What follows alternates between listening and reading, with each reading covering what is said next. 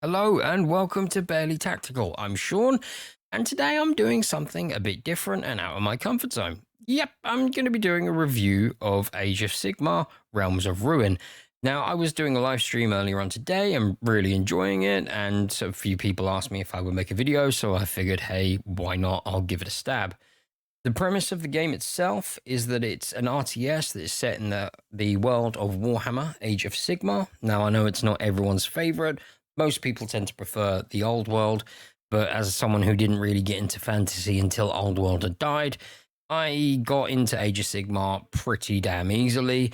And not to say I'm not looking forward to Old World, but hey, this'll do for now. There are three different modes that you can play in. You have a single player campaign, which will allow you to play as each faction through various missions. So you will play some as a Stormcast Eternal, you will play some as the Forces of Tzeentch, you will play some as the Uruk Cruel Boys, and you will also play some as the Nighthaunt. Now, there is also a multiplayer PvP aspect, which is a 1v1 and 2v2. It will be cross-platform, and there will be a ladder system in which, will encourage a good competitive level of play, which I will kind of cover a little bit more later on if you're more of a hardcore RTS fan rather than a Warhammer fan. There is also a conquest mode, which is essentially a large skirmish map. So you will have several battles that you can take place in across this map, trying to conquer everything and gain overall victory, or at least have a higher score than your enemies to gain victory. There are certain conditions within each battle, and there are even modifiers that will get added in and twist the rules halfway through to give you the added challenge, which is something that could be quite nice. So it's something that really does appeal to people who are a bit more of a map painter, whilst it might not necessarily be in depth as something like Total War or EU4 or Crusader Kings. It's kind of like a bite-sized version, which I quite enjoy. There is also an army painter. Now, as a Warhammer painter myself, this is something that I've been really, really, really looking forward to, and it's been implemented brilliantly. I can't really find many faults with it, except maybe I would like some more colors. But hey, I suppose we can't have every single color that GW does, although that's a shame. But this is something that a lot of Warhammer fans have asked for from pretty much every single Warhammer game that comes out. And I'm sure I could well be wrong, and feel free to correct me if I am in the comments. But I think Dawn of War may have been the only title to actually bring this into it. There is also a big map editing mode, which is really, really fun. You can mess around and create your own maps for PvP, which will give a nice added level of depth and a bit more personality to the PvP aspect, giving you the opportunity to trick your friends with what you're going to put down, see if you can put up some impossible challenges for them. And, well, hey, who doesn't like trolling their friends? Now, overall, as a Warhammer fan, I've been very, very impressed with this. The artwork is really good. The graphics are really good. The cutscenes are really good. The lore behind it is pretty damn faithful to AOS.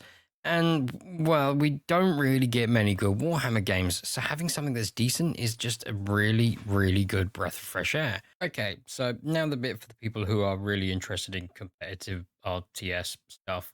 I'm not exactly clued up on like being really competitive RTS, as I mostly play grand strategies, so I'll be as short and sweet about this as possible. There are some issues with pathing, but then again, I have heard that that's quite a common issue in an awful lot of RTS games, so I don't know how much of a problem that will be.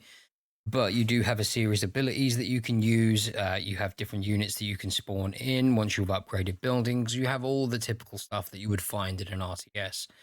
I think the main thing that it would be my recommendation is keeping an eye out on to see how many updates the PvP will receive, how much attention to tweaks and things it will get, because I know that can really make or break a game.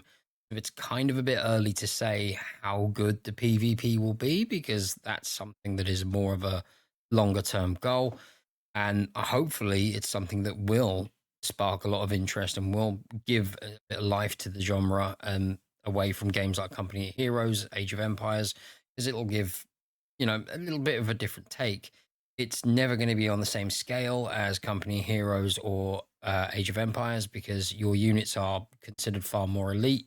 You have much smaller groups of units. You're not really going to have tons and tons of troops at your disposal at any time.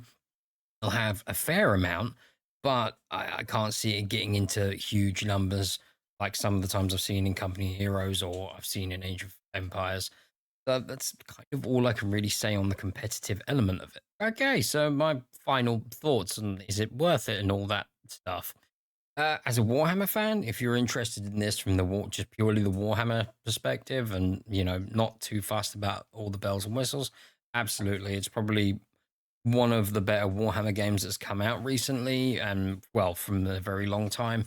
It's definitely worth taking a look at just from that perspective. If you're a fan of both Warhammer and RTS, then yes, you're going to be still getting a good bang for your buck. And you're probably going to get a lot of enjoyment out of it, even if the PvP does end up tailing off. If you're looking at this purely from a competitive PvP perspective, though, I'd say keep an eye on it. Check how many updates come out, see what tweaks they're going to make, and see how much attention they're going to actually pay to the PvP, because that's something that is incredibly important for the longevity of it. And well, no one wants to get into a game for it to only then, spin out at the tail end and never really get the love and attention it needs. That's kind of all I have to say. Thank you for watching. Like I said, this is something that's out of my comfort zone. I don't normally do reviews. Maybe I'll do more. I don't know. Possibly. Things, stuff. Yeah. Thank you.